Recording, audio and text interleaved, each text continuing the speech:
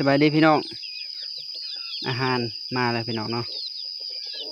ตอนเอาหน่อไม้บริทายเด้อพี่น้องเด้อยากเนาะไปผู้เดียวขาตังกองกับเรือมานำหน่อไม้ก็มีแต่หน่อไม้เขียวเนาะพี่น้อง หน่อไม้ขาวบริคุดเอาน้องบริเอาเสียมไปน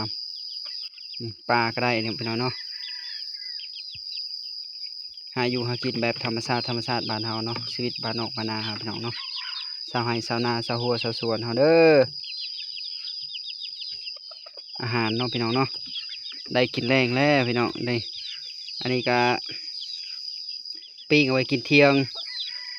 ก็เฮ็ดลาบก็ได้เนาะพี่น้องเนาะเฮ็ดก้อยก็ได้นี่ซอยจับนี่โอ้คักอะไรป่านี่พี่น้องนี่เบิ่งตัดเอาเนาะบ่ได้จับเอาผ้าพันเอานี่พี่น้องเนาะนี่ปลาขึ้นใหม่พี่น้องเนาะตื่นฝนตกมาขึ้นนี่มีแต่ปลาสิบแสบไว้ได้พี่น้องเนาะปลาธรรมชาติเฮาเนาะคักขนาดเลยนี่มีตัวบักใหญ่พอดีซอยเลยพี่น้องพอดีปิ้งกินได้เลยเนี่ยหน่อไม้กับเอาไปต้มจำแจ่วหรือว่าแกงก็ได้เนาะพี่น้องเนาะใส่น้ำยานางละลายข้าวเบื่อละลายเนาะใส่ผักนางเลอะไอตูใส่ผักไอตูเนาะ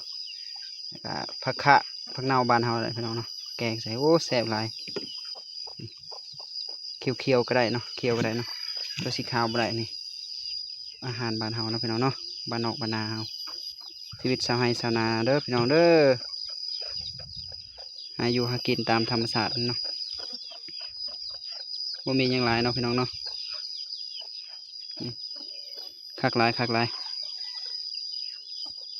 คลิปนี้ก็เบิดลงจบลงเพียงเท่านี้เนาะขอบใจหลายเนาะบ๊ายบายพบกันในคลิปต่อไปเด้อกดไลค์กดแชร์กดติดตามให้เป็นกำลังใจให้เด้อเนาะบ๊ายบายปิ้งพี่น้องเห็นบ่ปิ้งปลาสดๆเลยพี่น้องเลยปิ้งกินแซ่บนี่กำลังพอดีเลย